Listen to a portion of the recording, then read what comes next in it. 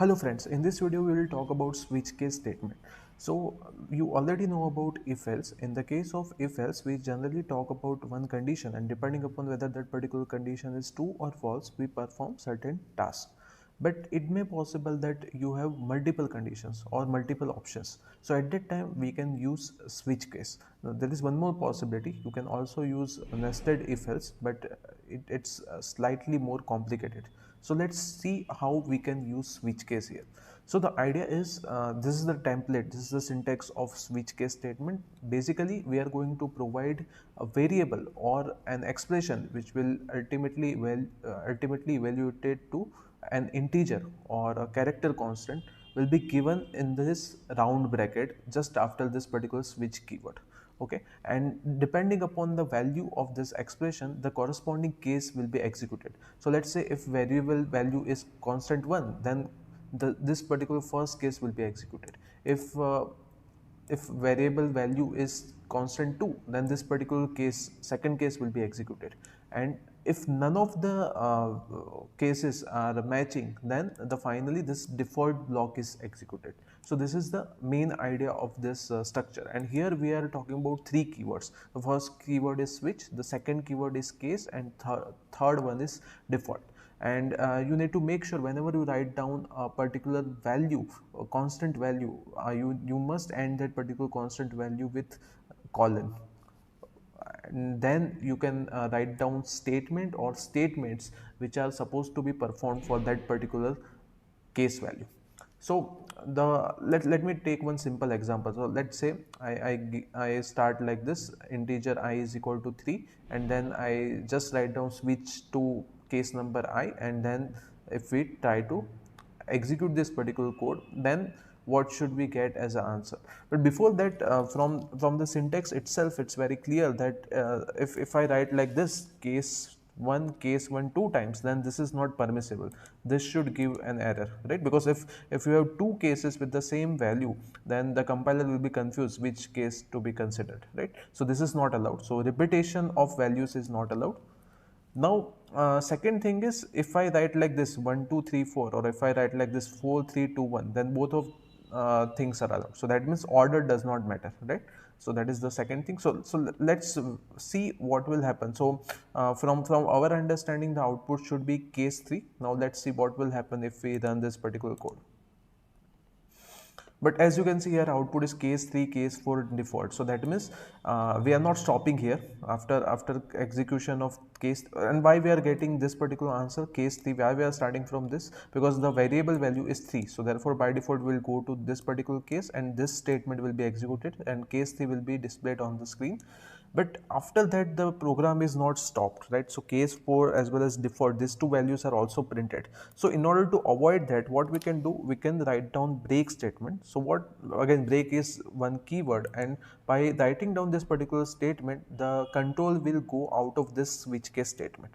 Okay, so ideally we should write a break after every case, right, except for the default case, because in any case after default we are going to come out of the this particular switch case block, right? So we can write this break statement after each case. And now let's verify what will happen if we do like this.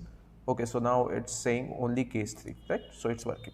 Now what will happen if I provide I plus 2 here? So if I plus 2, that means this is one expression, and value of this particular expression will be evaluated to 5, but there is no case 5 here. So in that particular case, default case will be executed and the output should be default. Let's verify this.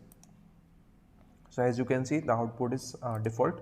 Now if I write like this, let's say 2.5, right? So now I am giving some real constant value within this particular switch parenthesis, then as you can see, it's giving error. Why? Because only integer or character constant values are allowed here, not real, right? So that you need to understand while using switch case. So if I write like this, let's say I into, let's say, multiply I by 5, right? Then this should again work. Okay, So I into 5 is nothing but 15 in this particular case, so it's corresponding to default block. Okay, so now again one more thing, this default block is also optional, depending upon the scenario. If you are sure that no case is corresponding to this particular option, then you can ignore it, but ideally you should put it. It's a good programming practice to include default as a part of your switch case statement. Okay, so now this, in this particular example, we had talked about mainly integer constant. Now let's take one more example. Here we'll be talking about character constant. So as you can see, one character is defined, the name of the character is operator, and its value is taken from the user, right, using this scanf statement. And here the user is supposed to enter out of this four options: plus, minus, multiplication and division, because basically we want to perform this one out of this four operations for this two integers. So user will insert his or her choice as well as these two numbers, and depending upon the choice, the corresponding case will be executed. So now if you compare this program with the previous version, then you can easily see the difference. The main difference here is, you can see this character values are because this character constants are represented in single quotation, right? So because they are character constant, not integer constant, so that is the difference. Otherwise the working is quite similar. So mainly what will happen, if user enters plus, then this case plus will be executed, and after that break statement is written, so we are done. Similarly, if user enters this multiplication sign, then this statement will be executed, line number 21, and then after, because of break statement, will exit, and so on. And if user enters some invalid choice, then this message will be printed, right? Okay, so let's verify how this, let's see how this works. So let's say my choice is, let's say, plus, and let's say two integers are like this, 20 and 15. So as you can see, 20 plus 15 is 35. So let's try one more time. Now this time let me give some different operator, let's say multiplication, and numbers are, let's say, 30 and 15. So as you can see, the multiplication is performed here. And similarly you can so let's say I give some different operator which is invalid, and let's see what happens now.